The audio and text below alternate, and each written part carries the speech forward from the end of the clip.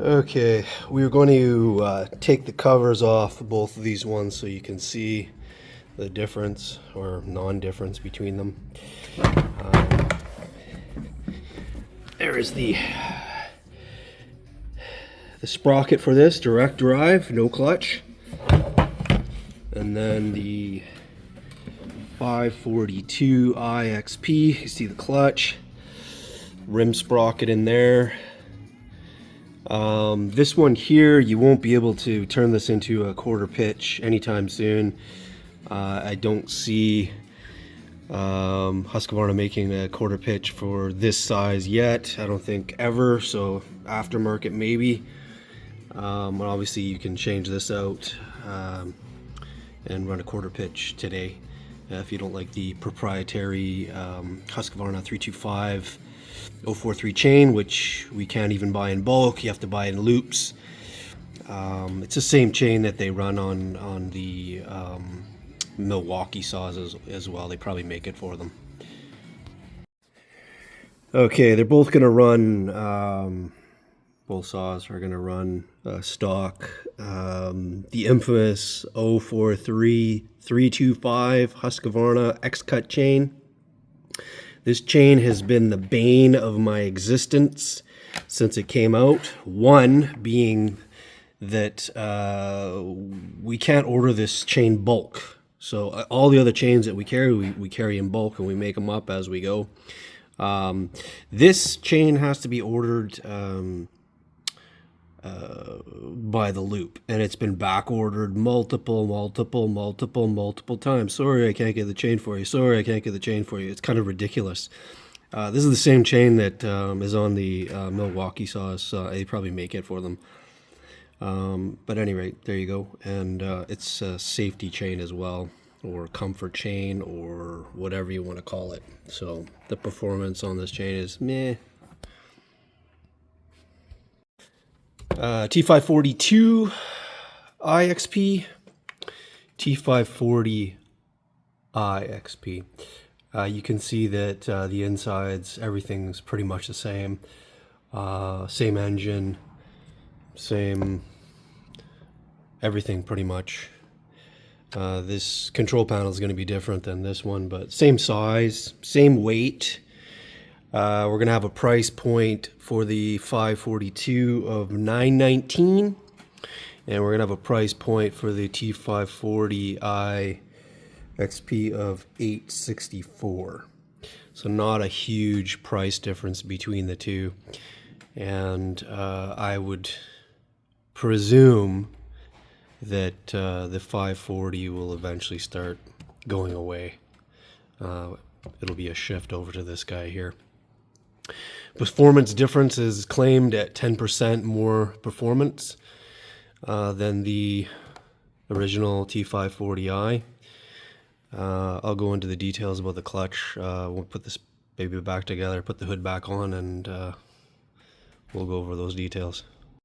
Okay, one of the things that's going to be a little bit different on the 542i compared to a gas saw with a conventional clutch. It's going to be the fact that there's no piston in this saw here. So when you go to take out a rim sprocket and replace it, you put in you'll either put in a pull cord in the spark plug hole, or you use a piston stop to sort of stop the piston from moving, and the crank, so that you can take off the clutch.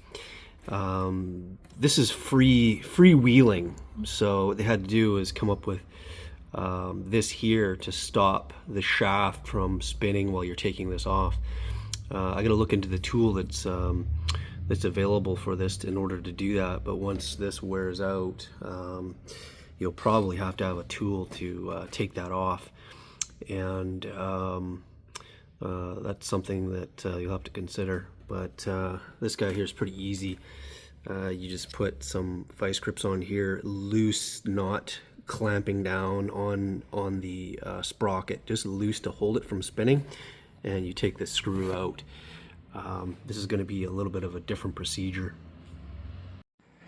Okay, so I got to the bottom of how we're going to take this off, and this is your typical clutch remover, except you'll notice that this has a hole in here, and this doesn't have a hole in. So we look at the repair procedures, and it says you need to buy this in order to do this. So I don't think we're going to buy another one. I think what we're going to do is just drill a hole through here so that we can fit the 5mm socket over top of this guy and take off the clutch and show you what's inside. So I'm going to go ahead and do that and come back, and then I'm going to show you how to take that off, because that's going to be the next question on this guy. How do I replace the rim sprocket? And we're going to show you. Okay, we've doctored up our standard clutch puller, and we're just going to go ahead and take that off. And give me 1 second, I'll get set up and I'll show you how to do that. Okay, we're going to twist this off on clockwise, and then we're going to spin this baby off.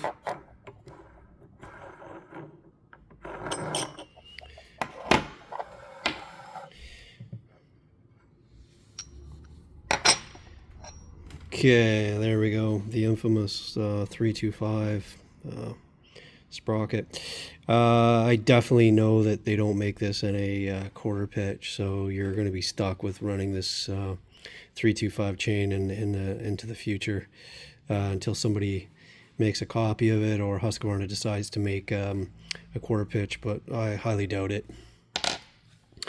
Now, these needle bearings, needle cage, there's 2 of them, so that's pretty cool. And then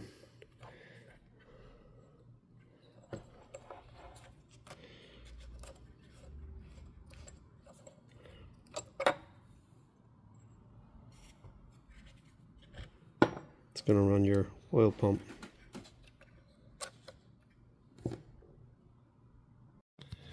And we got a nice little feature on this guy here, which tells you there is no bar oil in the reservoir, which is fantastic.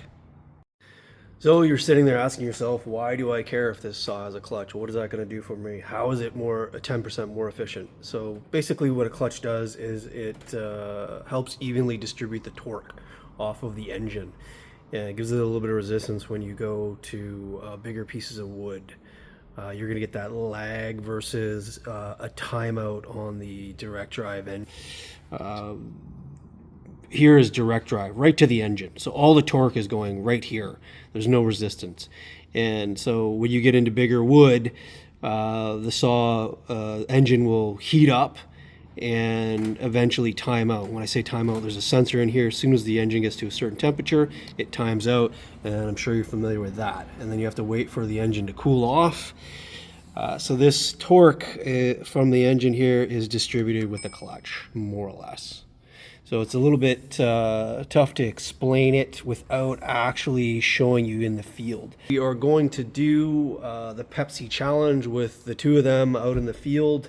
We'll run some big wood with either saw and show you how they perform, and that'll give you a little bit more of an indicator on what to expect if you're deciding whether you should go with a 540 or you should go with a 542. Is it worth the money? At any rate, there you go.